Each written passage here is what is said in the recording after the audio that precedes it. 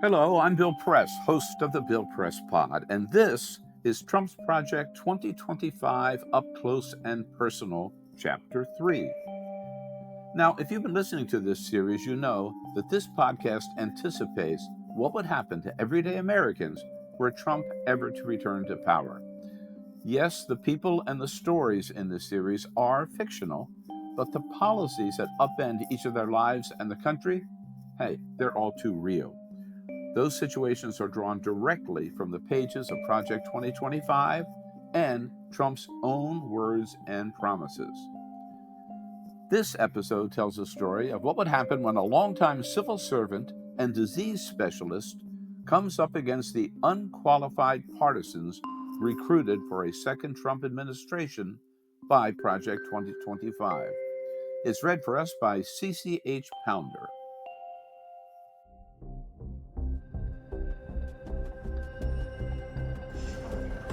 Chapter 3, Capital Monthly, Yvette Hardman by Rose Cunningham, Washington, D.C.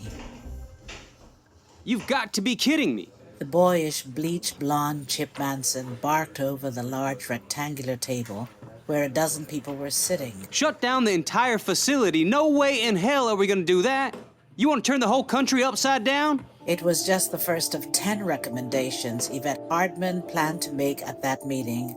And now a comms kid from the White House, who had no business running this meeting, was already throwing it back in her face. Yvette stole a quick glance to her right, towards the stately Dr. James Turekian, her only ally at the table, and the only other person qualified to be at the table before responding. 2 scientists, 2 civil servants, facing down whoever all these newcomers were. They'd gamed out their approach with some of the premier national experts on avian flu. Mr. Manson, she said calmly, patting several thick binders next to her, including the pandemic playbook. That step comes directly from the protocol that multiple White Houses have agreed to for years, going back to President Bush, at the first sign of multiple victims with severe respiratory distress. Excuse me? Manson yelled back, speckles of saliva hitting the table as his long, thin face turned beet red. Are you referring to that fucking playbook again? One by one, over the prior 8 weeks, experts like themselves had been ushered out of the nation's most important federal posts across all agencies with missions to prevent another pandemic. Meeting formally since fall of 2024 through January 2025, they'd watched in alarm as growing signs of avian flu in livestock in the South and Midwest portended the virus spreading to humans. They were now only one bad mutation and sloppy response away from a COVID-level crisis. The drama of the election and the victory of a science-denying candidate had kept the risk out of the national spotlight, when faceless undocumented immigrants in the shadows of rural America were the first ones to get sick. That didn't make the news either. Now here they were, with Americans largely clueless about the potential for a devastating pandemic. Also clueless, Yvette thought, were these blank new faces now sitting around the table, the ones who'd replaced all those experts and scientists fired since January. Following Chip Manson's absurd tirade, the new crew turned towards Yvette. 8 white men, 1 white woman, most had shown up for the first time at the February meeting, held deep in the dingy bowels of the old executive office building, since the president's elimination of the West Wing's Office for Pandemic Preparedness. The second time, the same president had axed it. The first time had left the country fatally unprepared for COVID-19 in 2020. But no one who'd learned from that mistake was back now. This new administration wanted to again play down the whole thing and stick a partisan political hat at its helm, meaning politics would motivate the work. No science at all. Not real disease prevention. 3 more new faces joined them for this meeting.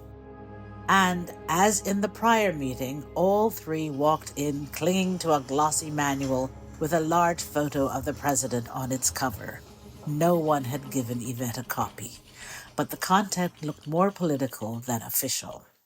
Only Yvette and Dr. Terekian were left to witness the dramatic downgrade of public health personnel in such a short time. The public health experts whom these people replaced had more than 2 centuries among them of the world's richest experience, researching, tracking, and preventing the disease they were now confronting. Scientists and researchers and security experts, doctors and veterinarians, all at the top of their fields, and critically, they'd worked together long enough that they comprised a live, interconnected web of pandemic fighters.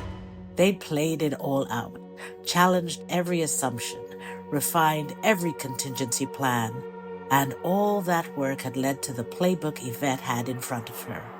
No group had been better prepared on the planet for what they face. Yvette looked out at the ruins of it all. The new people staring at her were there largely due to recent political activity, fierce anti-science ideology, or industry ties. Maybe they'd set the budget for a local health department or sewer system. No direct experience. 2 had even been fake electors from the attempt to overturn the 2020 election, rewarded for their loyalty. On paper, the brightest at the table were transplants from the right-wing think tanks, smart, but driven by ideology. From those high-paying and corporate-backed ivory towers, they'd written tomes recommending the exact opposite of the playbook guidance. One had expounded on herd immunity as the best solution, citing pseudo-studies from small countries. Let it spread fast, he advocated, which Yvette knew would kill millions. Her heart beat faster. Chip, we have war-gamed the scenario for years. Once multiple workers at a facility like this show serious symptoms, it means a new mutation may have occurred. We have to shut the plant down and begin detection and containment measures.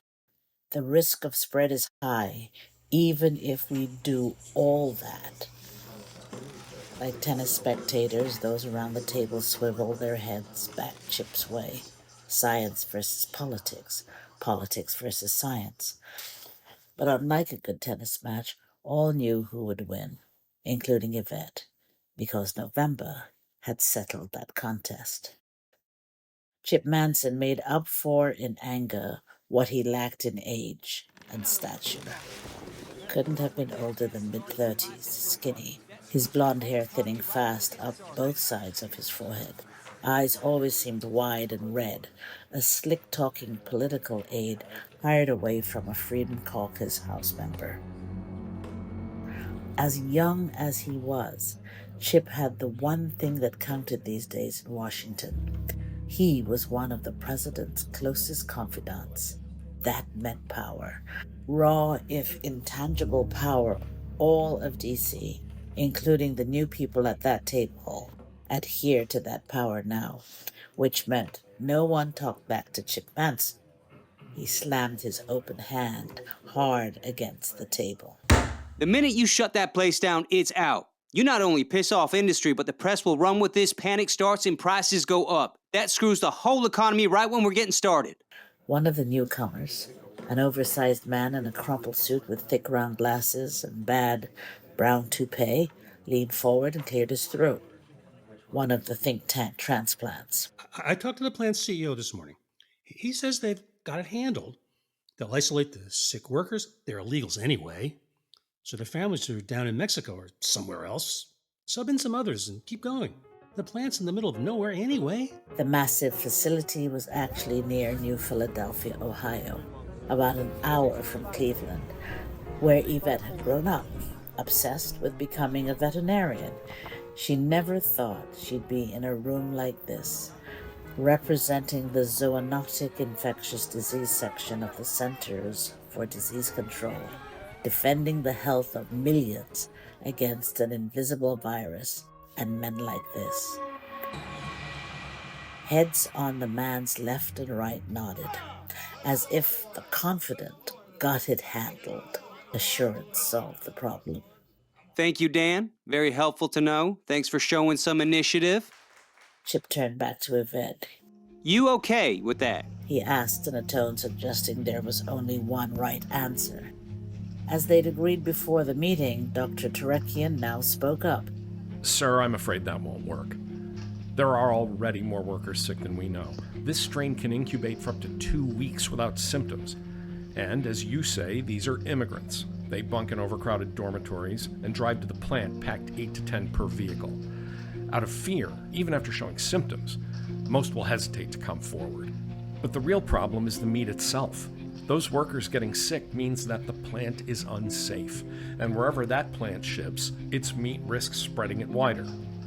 It's a large-scale operation, which Dr. Hardman documents in her written presentation. As dramatic as it may feel, her recommendation is the correct one, and only the first of many. No one but Chip and Dan from the think tank even looked at Terekian. These people were still high on the election win, arrogant, geared up for political fights, defying and standing up to the deep state of scientists and experts in the government. They won promising to do just that, which meant science and expertise had lost. And Yvette knew they certainly weren't there to listen to the recommendations from an African-American woman with long, braided cornrows, even if the silver cross she wore every day earned a quick, curious glance. They'd always return their gaze to her hair. A major goal of the president was to eliminate DEI from all federal agencies. So, Yvette knew that when these people looked her way, all they saw was DEI. Chip cleared his throat. Terekian had thrown enough in that it simply couldn't be dismissed. Dan, please call the CEO and ask him about Dr. Terekian's concerns. Hopefully he can deal with them without having to shut down. Yvette could feel her own temper boiling up, her body tensing. There was no way to deal with Dr. Terekian's concerns without a shutdown. 6 workers with severe symptoms from avian flu meant it was too late for that. Hell, given the 50% mortality rate, higher than even the peak of COVID-19 in early 2020, 3 of those workers would likely die in less than a week. If only these people knew the horror of how they would suffocate, alone, drowning in their own ravaged lungs. But Chip, even acknowledging Terekian's words, was a small step in the right direction, a tiny victory. Terekian knew it as well. I'm happy to join the call with you. I've worked with industry often on issues like this. Dan chortled, amused at the offer. Most of their other faces smiled too. No need, Doc. You may have not gotten the memo yet, but industry's got a different attitude now that we're in charge. I'll make the call and report back. Chip took charge again. Okay, Dr. Hardman, that takes care of your first recommendation. Do you have any others? Any others? Yvette thought. Narrowing it just to 10 had been work. Over the next 25 minutes, she managed to talk through 4 more steps. It didn't go well. The communication strategy was key, she explained, striking the perfect balance of making the crisis real enough to spur Americans to protect themselves and reduce spread, but not so dire or hopeless to induce panic. Gently and without blaming the president, she explained that had been one of the costly mistakes from 2020. What she didn't say is that they'd felt like storm chasers, warning of an imminent tornado as millions walked right past available shelters, and that the president's unscripted and cavalier words throughout had spurred the disastrous disconnect, leading to hundreds of thousands of needless deaths. Next. Chip said impatiently when she completed the page. For her third recommendation, just as they'd gamed it out, she praised the president's 2020 surge of the COVID-19 vaccine. Chip smirked and waved his hand. Vaccines! Oh, you won't be doing that again this time. All but two around the table laughed out loud. I will not give 1 penny to any school that has a vaccine mandate or a mask mandate. In just 4 years, the same president had entirely reversed his stance on vaccines, and his new crew reflected that. The next two steps were rejected just as quickly. As with the vaccine surge, all were rejected for hollow political considerations. No health, no science, no thought of any consequences beyond the next week's news cycle. If the nation were watching this meeting, they'd be horrified. So, facing the most dire risk of a major pandemic since COVID-19, a risk far more lethal than COVID, threatening to ravage much younger portions of the population, the meeting ended with a single agreed-to step. A resolution so asinine it left Yvette's stomach churning. A guy who recently worked at a think tank funded by industry, calling up the CEO of the infected meat processing plant to ask that CEO if they could quietly handle this massive risk to the American public themselves. The answer, of course, was no. But as she stood up from the hour from hell, Yvette knew full well the CEO would say yes. As Dan himself had suggested, the election result empowered that CEO to say yes. No follow-up questions needed. They didn't want to be seen leaving the meeting together. So she and Dr. Terekian took separate Ubers back to their respective offices. He to the Department of Health and Human Services, and she to the CDC, while debriefing over their burner cell phones. You held firm in there, and the presentation you circulated with them at least leaves a paper trail. And you emailed it as well? Sure did. In a group email to all of them. So glad you got your words in. Might have been the only time you've broken through with some of those people, and your clarity gives us a leg to stand on. Yes, but Chip and that Dr. Fowler shut it down fast. That was pre-planned. That meat company is a major donor to the president. Fowler and Manson were reading off their corporate talking points. I'm sure. I'll fill the team in. You get back to your office. Yvette eyed her flip phone uncomfortably as she closed it, her hands shaking. They knew all their emails were being read, government cell phones and texts no doubt listened to. Hopefully, they hadn't yet caught on to their new burners. She walked briskly to her office while exiting the elevator. 2 long hallways, usually clean and tidy, now strewn with boxes and papers, as a revolving door of new and old staff rotated in and out of the various offices along the way. The White House called it the Project 2025 transition, and it was turning Washington upside down. She pictured it as a long, meandering line of dominoes falling all around her. Like all the other dominoes in line before her, she'd be toppled soon enough. There was so much to do. Dr. Hardman, how'd it go? A bright-eyed Michelle Simpkins greeted her as she entered her office. Miraculously, the 29-year-old aide, who graduated with a master's in public health from GW the prior year, had not received her HR visit yet. Awful, but about as expected. But they won't be able to deny that we laid it all out, either orally or in writing. How'd it go for you? Oh, good. And you talked to our friends in Wisconsin, Minnesota, and Michigan? Sent it to all the places we talked about. Within the network, some of the most useful allies were health directors and their respective governors in blue states. They maintained large state-level health and agriculture systems and experts, and willing to speak out. And they maintained good relations with in-state papers that were less intimidated by the new administration. They said they'll leak it to their largest newspapers by close of business today. They expect it to hit the websites by 8 and to be on the front page of both newspapers by tomorrow morning. Perfect. Even as she said the words, Yvette's stomach quivered.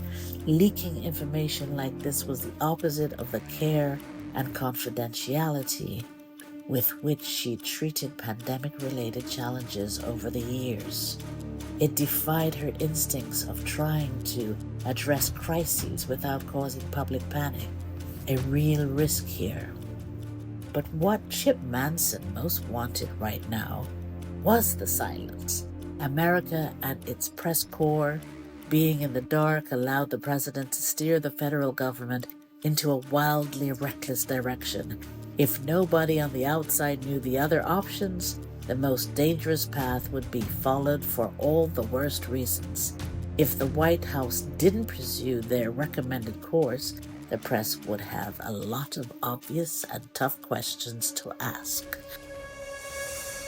Michelle, you should head out now. Take that laptop with you and don't bring it back in. Maybe best to get rid of it entirely. I'll get you another one. Michelle frowned. Wow, you're that worried. I am. We spoke up today. The culture they're creating doesn't allow for that. And when this leaks, it will get far worse. Either way, they'll want to blame us. Michelle walked over to the small table, closed the laptop, and placed it in a small black computer bag. Okay, I'll head out now. Good luck. They shared a quick hug and she left. Yvette sat down in the swivel chair at the desk and logged onto the desktop computer. She scrolled through emails that had come in since the morning, more grandiose pronouncements and new protocols from the new CDC leaders. Still, she fired off emails for the next 20 minutes, official-sounding communications to new staff, play acting the role of a welcoming new boss, onboarding new personnel. Right before she pushed send on an email, the screen of her monitor went blank, then reset to the logon page. Yvette retyped in her name and password. Error, unknown username and password. She typed it in again. Another error. Then came a knock on her door. She opened it. A young woman, perhaps in her mid-30s versus Yvette's 48, smiled awkwardly. She sported a brown ponytail and a shiny new badge on her chest. Human Relations, and she held a thick envelope in her hand. Yvette Hardman, Director, ZID, printed across the top. The woman's lips turned down into a grim frown.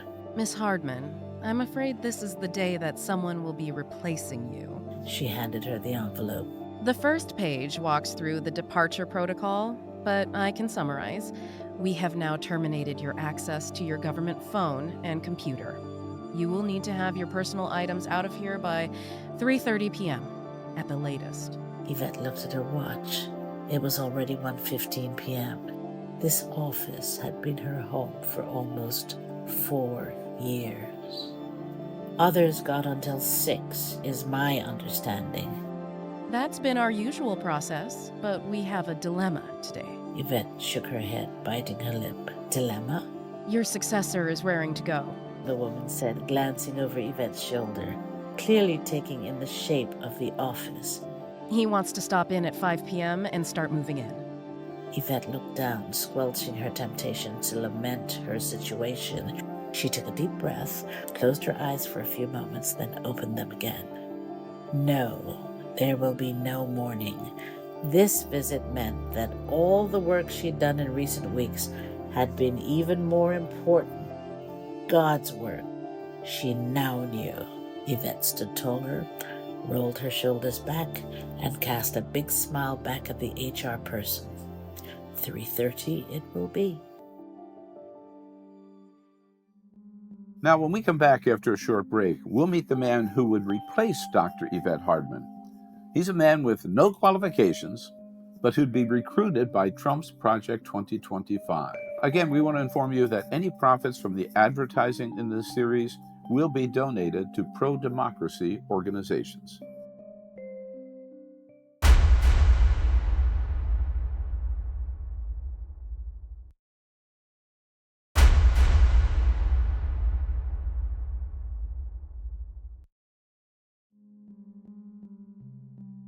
And now stay tuned after the episode when the author, David Pepper, ties each of the story elements back to specific references in Project 2025 and Trump's own words. Hey, by the way, speaking of Trump's own words, he's repeatedly called for journalists who criticize him to be jailed. So it's not a stretch to see that the editor of our fictional magazine, Capital Monthly, takes steps to somehow discover the other side of the horrific stories that Rose Cunningham has already reported. This editorial change is documented by the new reporter he's assigned to the story, Calvin Stegman. The rest of Chapter 3 tells the story of JJ Newsom, the kind of guy who'd be recruited by Project 2025 to serve in a second Trump administration.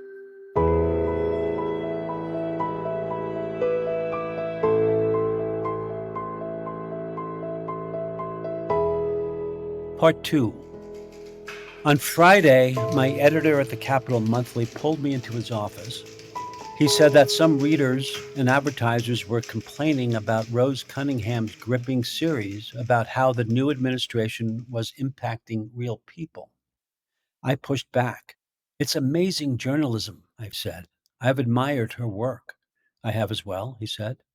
She will keep doing her stories, but we need to add some balance to our coverage. He held up his fingers in quotation marks as he said the word balance. So he said I'd be moving from my beat covering Capitol Hill to take on a special assignment. You're going to spend some time in the field, he said. I'd spend the rest of the year depicting how the lives of everyday Americans were impacted by the new regime. Talk to Rose. She has a good nose for stories. Try to tell stories similar to hers, but from the other side. I flinched. What's wrong? Well, what's the other side of her last story? Or the first one? People celebrating the end of IVF? Or an INS agent celebrating protester deportations? He shrugged. Just come up with something. Her story will be the main story, but yours will be the balance. Be creative. Give the other side's view, and, of course, tell the truth. I shrugged. Sounded absurd. But I also knew the pressure he was under. Crowds were chanting fake news all over America because of stories like Rose's. The president himself was livid. Businesses were being pressured to pull advertising from those who weren't treating the president favorably. A few cameramen had been beaten up at his recent speeches. Rose had received death threats. And because of her stories, the Capital Monthly was clearly on the president's list of fake news. Okay, I said, I'll do my best. I gave Rose a call.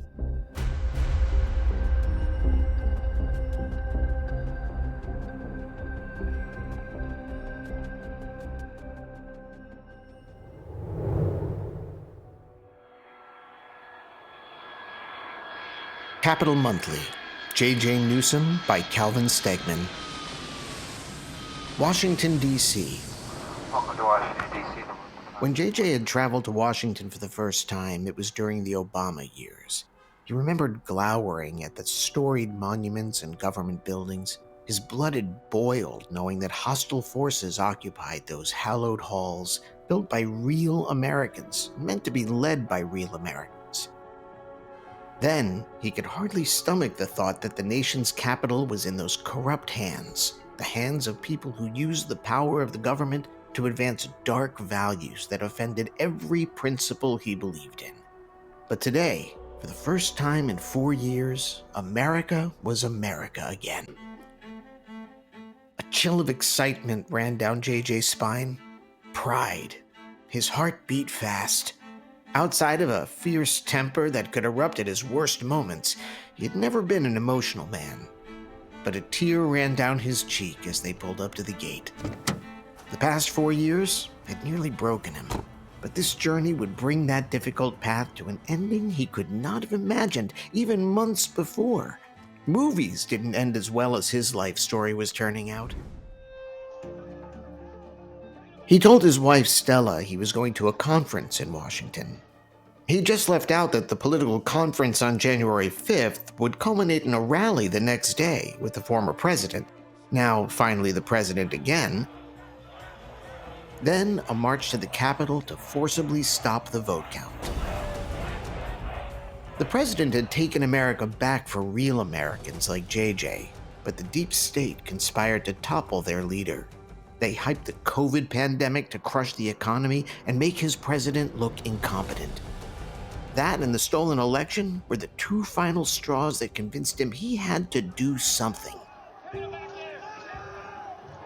So JJ stood back and stood by, just as the president asked. But I think right here, we're going to walk down to the Capitol.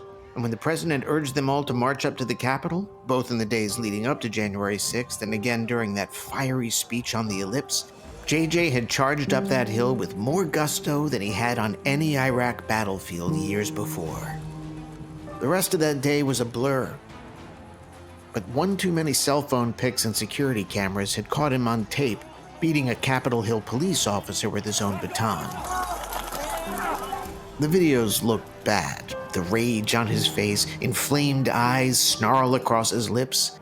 And they captured all 23 times he'd swung at the cop, and that some of the blows had strayed above his legs.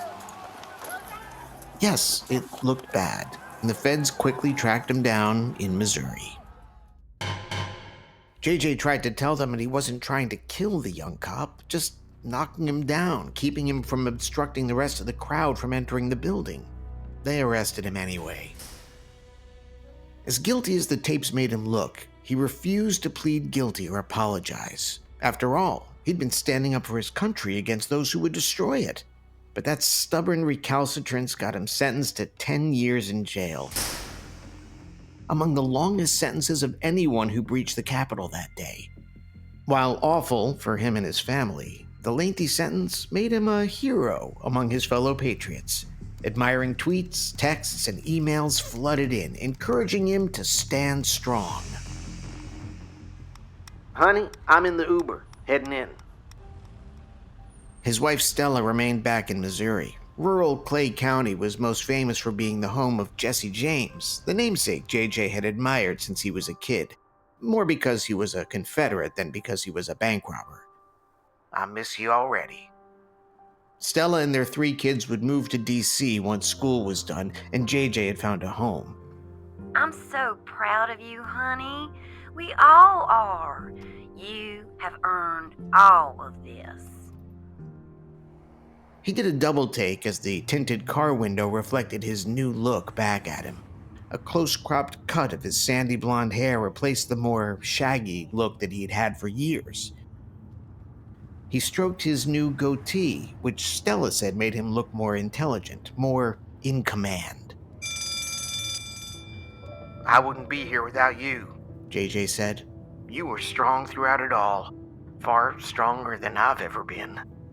His emotion suddenly got the best of him again. Tears flowed down his face as he spoke, which he wiped with the left sleeve of the new sport coat Stella had bought last week and left out for him this morning. Honey, you and the kids saved me. I would never have made it this far. He fell silent, remembering. From the moment of his arrest, Stella had understood, even though it had caught her completely off guard. She'd driven or flown to the federal prison, usually alone, leaving the kids with her parents, so many times. She never once questioned his refusal to show remorse or plead guilty. You did the right thing, honey. She said on every visit. You fought for the country, and you stood up like the president asked you to. Someday, somehow, you will be rewarded for this. At those lowest moments where her encouragement was all he had in his life, he just stared back at her over the wooden table in the visitor's room, fearful that she'd leave him and that the kids would forget him. But she never did. She assured him she wouldn't let them. The kids are so proud of you. They tell their friends you're just like Jesse James, willing to fight for the right cause. No words could have lifted him more than those. They kept him going through the hell of that prison, separated from his family, until the first of 2 phone calls that changed his life. As the Uber crossed Memorial Bridge with the white marble of the Lincoln Memorial directly in front of him, JJ remembered that first phone call late last year, Every word spoken would stick with him for the rest of his life. It was from his brother, Jasper. He too had stormed the Capitol, but was smart enough not to have attacked a cop with cameras rolling. While he'd pled out and served 1 year for his actions, he'd been advocating for his brother ever since. They joked that he was Frank James to JJ's Jesse. We just got the call, He'd said over the prison phone, the joy in his voice contrasting with JJ's somber mood. It was the 3rd anniversary of the guilty verdict. Call from? Jesse asked. The transition team, of course. It's a long list. Almost everyone made it, you included. Amnesty? For all of us? You got it, brother. You will be out by the end of the day. Stella's on her way to get you. And that was the first time JJ had cried since he was a kid. Stella was there by 5 p.m., and he was back in Clay County the next day. He celebrated Christmas with his family 2 weeks later. But it was the call just after New Year that caught him truly off guard. It was from Blake Fallows, the leader of the group that organized the conference that had led to their storming the Capitol. Blake, too, had been sentenced and pardoned and had kept close ties to the president's people. JJ, they want you, dude. Blake said. They want you. Who wants me?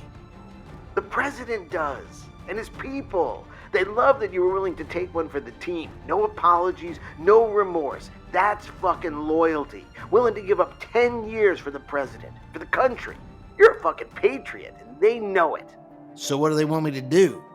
Oh, they got thousands of jobs to fill in this new administration. They want you to take one.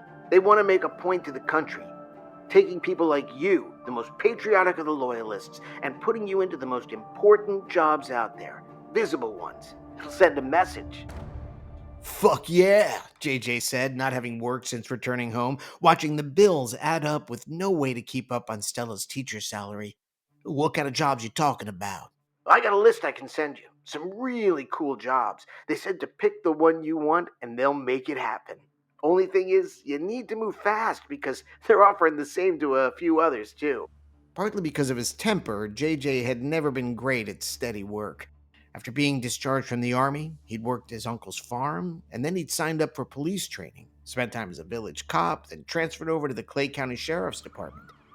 Too many complaints led to a transfer to probation, where he served as an officer, but he hated that. So eventually he got a job as staffer in the county's health department, dealing with a wide variety of issues. He never was very good at it, as any look at his file would attest, but paid the bills, got him out of the office most days, and didn't take a ton of work. So he did it for a number of years, moved his way up to managing 3 other staffers.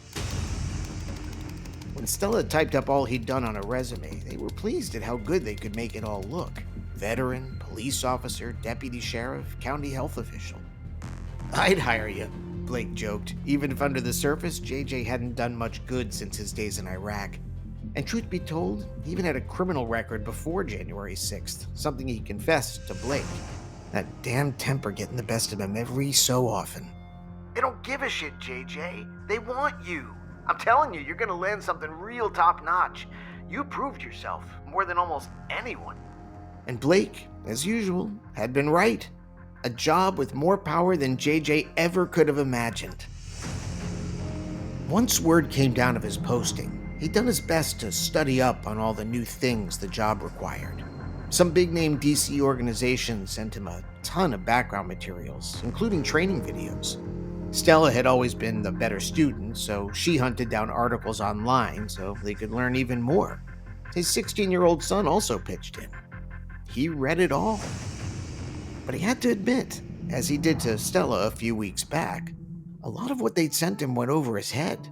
The stuff that dealt more with science. He never liked science much, nor was he good at it. The health department job may have sounded like health and science, but was more about dealing with complaints like long grass junkyard. Don't worry, honey. They wouldn't put you there if you weren't up to it. Then she flashed that cat-like troublemaking smile he loved so much. Fake it till you make it. He laughed out loud. That'd always been one of his favorite sayings.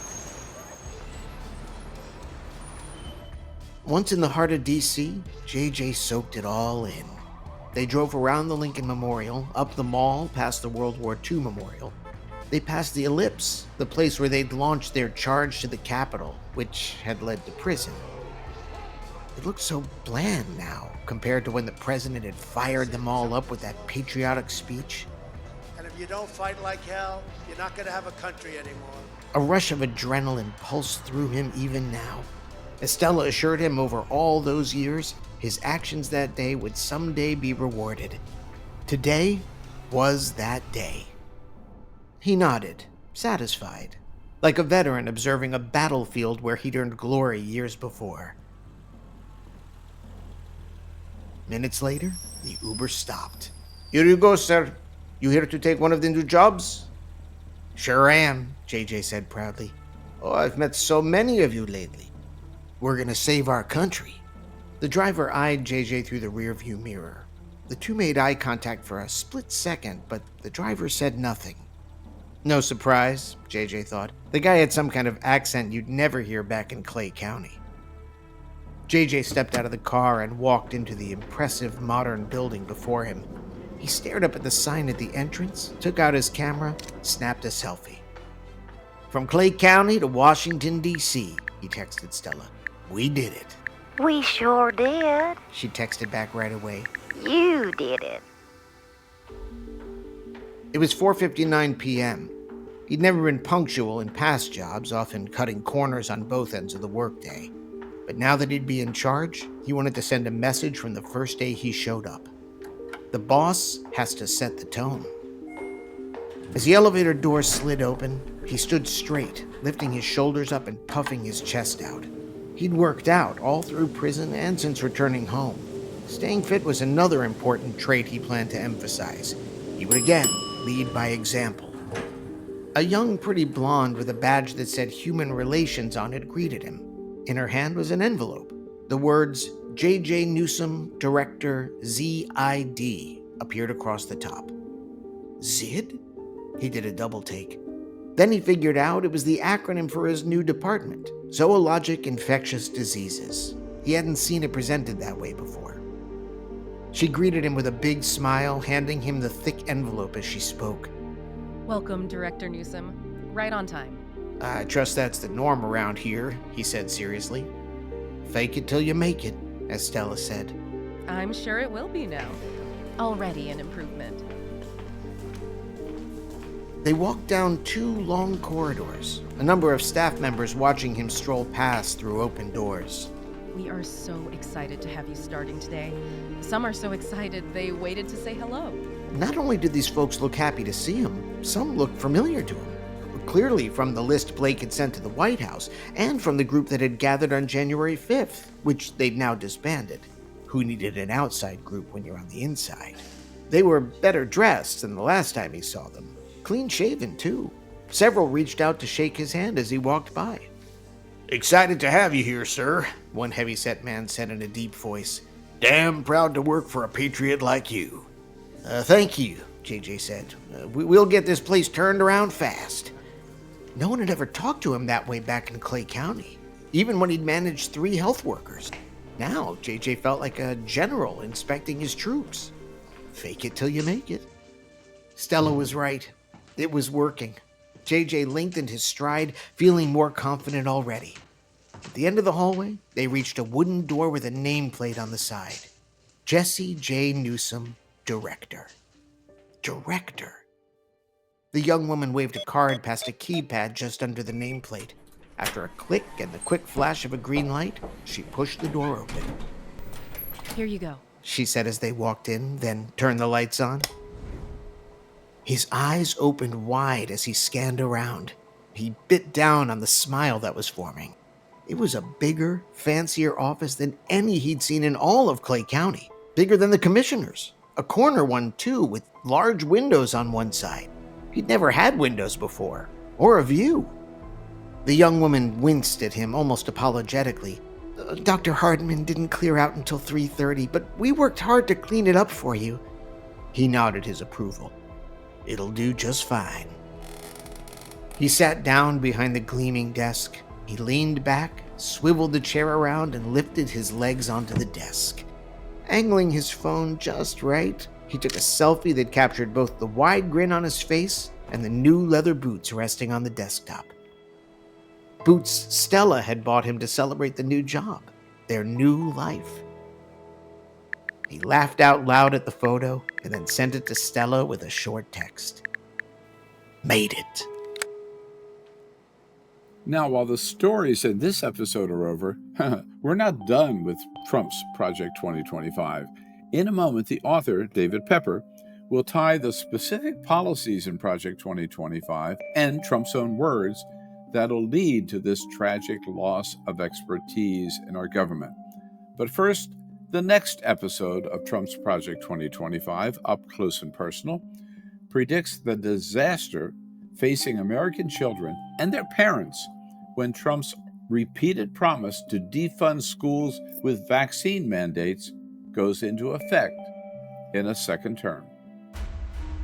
Donald Trump has promised over and over that any school with a vaccine mandate will get no federal funds. In this, Trump is completely aligned with Project 2025, which would also prohibit vaccine mandates in public schools. In the next episode of Trump's Project 2025, Up Close and Personal, the story of how a Denver school nurse, Stephanie Morris, would have to deal with parents who refuse to vaccinate their children. Can I ask you what you know about measles and the vaccine? Steph would ask, mentioning a disease she thought parents would want to hear about. Oh, don't start with me, lady. One father said, slumping back in his chair. Is this the part where you try to convince us to stick our kids with your poison? Move on, ma'am. We're not here for a lecture from you. Our president said we could come here without vaccines, and that's what we're doing. A few plunged down the rabbit hole of anti-vaccination propaganda they'd been fed somewhere. Steph listened politely to a wide variety of wild theories, maintaining a poker face as they went on. Nothing was going to change their minds. For those that didn't push back on her short measles explanation, she'd proceed to other maladies. But parents' patience ran out within minutes. Listen, we are not going to do vaccines. Never have, never will. You're wasting your breath and our time. Another leaned forward. Is this really part of your job, getting into our private business? We know what's best for our son, and it's not injecting him with those drugs. We're about freedom. While this podcast is fictional, outbreaks of measles and other diseases are already happening in school districts where vaccination levels are low. The situation would only get more dangerous in a second Trump term guided by Project 2025. You can listen to Trump's Project 2025 Up Close and Personal on all the podcast apps and at 2025pod.com.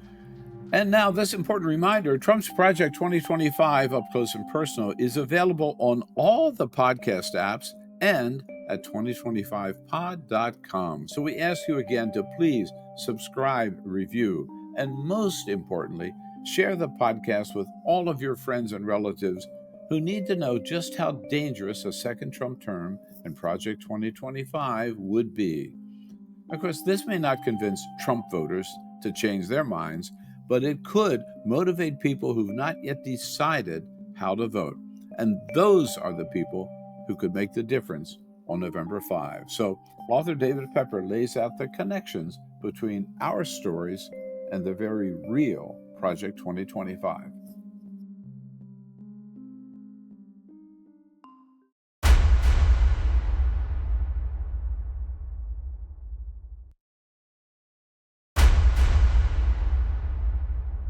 Again, while this story is fiction, we want to remind you it's based on actual policies in Project 2025 and on Trump's own words. Here is author David Pepper with the specific references to both. Chapter 3, Author's Note by David Pepper. Both Trump and Project 2025 are crystal clear that the first move of their right-wing takeover of American government would be the displacement of tens of thousands of nonpartisan civil servants with political and personal loyalists. And they're equally clear that displacing science and scientists is a central theme of that agenda.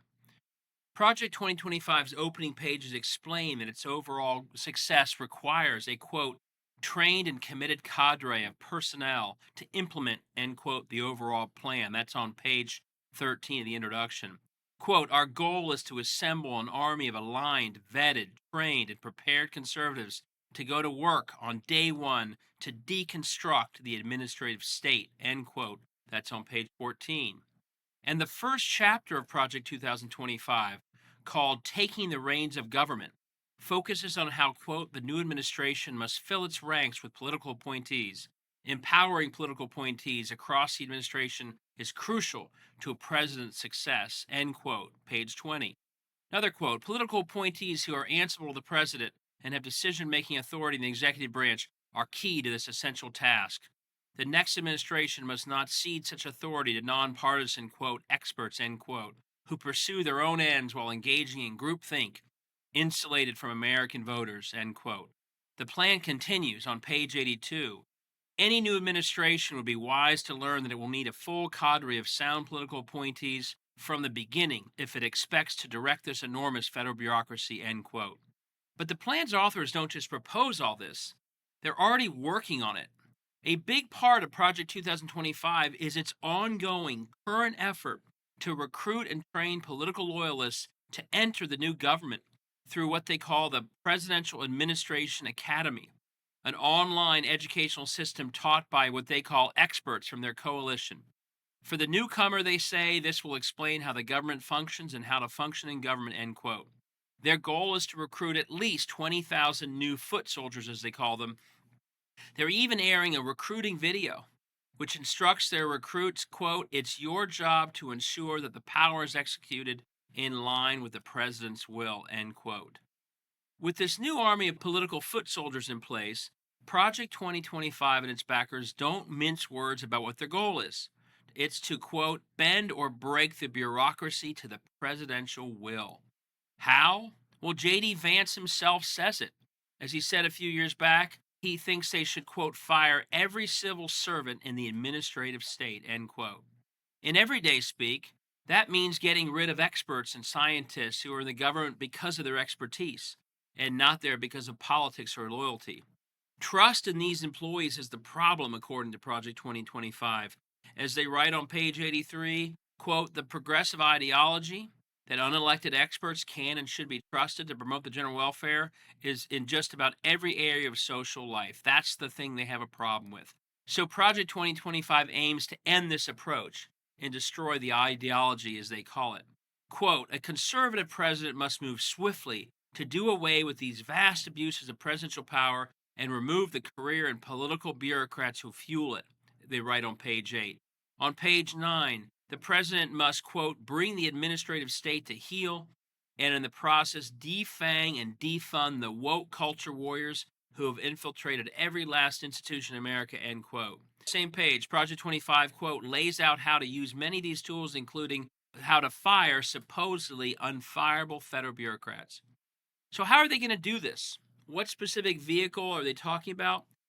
They call it Schedule F, and this is where the administration is, quote, to prepare lists of such confidential, policy-determining, policy-making, or policy-advocating positions and prepare procedures to create exceptions from civil service rules when careerists hold such positions. That's on page 80 again. So this is the way that they'll fire people who in the past could not be fired from these positions to ultimately replace them by their loyalists.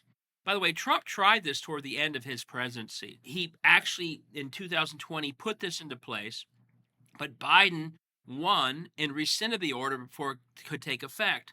So one thing you should pay attention to, whenever Trump tries to deny that Project 2025 somehow has anything to do with him, as in this example, often what Project 2025 is saying to do is actually do what he already did once, but that Biden rescinded.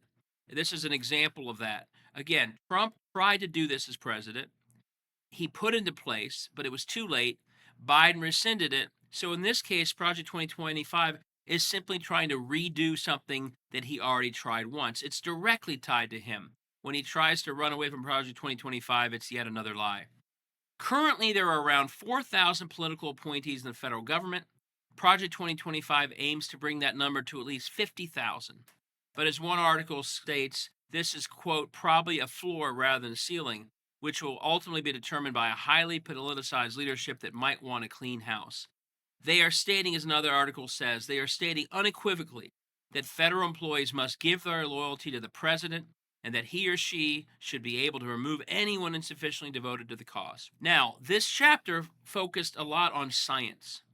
And amid this overall politicization of the federal workforce, both Project 2025 and Trump himself have made clear that they are targeting scientists, health experts, and yes, even the pandemic prevention experts that Chapter 3 dealt with. The CDC, Project 2025 explains on page 452, is, quote, perhaps the most incompetent and arrogant agency in the federal government, and, quote, should be split into two separate entities, end quote. Project 2025 mandates that the CDC should go beyond health risk assessments in its recommendations into some type of quasi-religious balancing of interests. Here's what the plan says on page 453. Brace yourselves. It's really over the top. Quote, for example, how much risk mitigation is worth the price of shutting down churches on the holiest day of the Christian calendar and far beyond as happened in 2020? What is the proper balance of lives saved versus souls saved? So they literally want the CDC to weigh religious interests against health interests. Next, and the CDC should not make recommendations, according to Project 2025, on how Americans can keep themselves healthy and safe. Quote, by statute or regulation, CDC guidance must be prohibited from taking on a prescriptive character. For example, never again should CDC officials, this is a quote from Project 2025, never again should CDC officials be allowed to say in their official capacity that school children should be masked or vaccinated or prohibited from learning in a school building. Such decisions should be left to parents and medical providers. We have learned that when the CDC says what people should do, it readily becomes a, quote, must, end quote, backed by severe punishments, including criminal penalties. CDC should report on the risks and effectiveness of infectious disease mitigation measures dispassionately and leave the should and must policy calls to politically accountable parties. That's all on page 454. So you're hearing that right. The CDC should no longer make recommendations. We should leave it, in this case, to Donald Trump to make those recommendations, and the experts shouldn't tell us what they think makes sense to be healthy or safe. Obviously, that makes no sense at all. How's that sound in the midst of a pandemic, by the way? Project 2025 also shows open hostility to science and prevention when it comes to health and human services, including no longer enforcing the COVID-19 vaccination mandate on Medicaid and Medicare hospitals. That's on page 475. Chapter 3 emphasized the importance of agricultural scientists in pandemic prevention. In his first term, Trump decimated those very aspects of the Department of Agriculture, proposing to slash them, then shipping them far from Washington.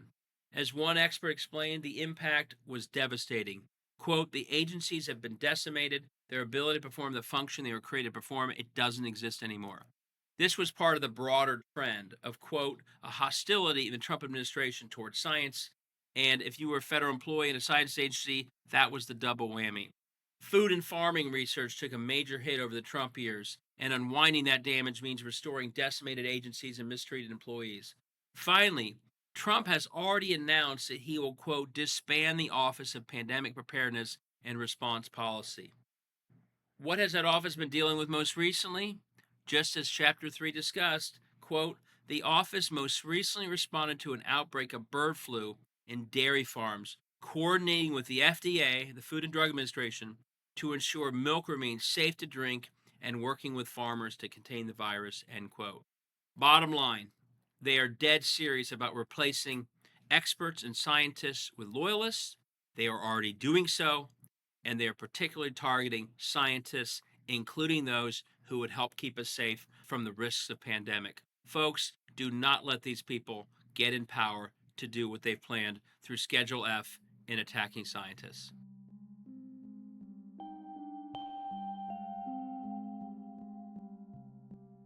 And a reminder, Trump's Project 2025 Up Close and Personal is available on all the podcast apps and at 2025pod.com. Now, we'd like to thank all the artists who volunteered their time to produce this episode. CCH Pounder, Richard Schiff, and Jason Kravitz, who read the chapters, and Omid Abtai, Tom Nichols, Laurie Burke, and Joanne Carducci, who did the voices. Sound design by Marilys Ernst and John Mosier.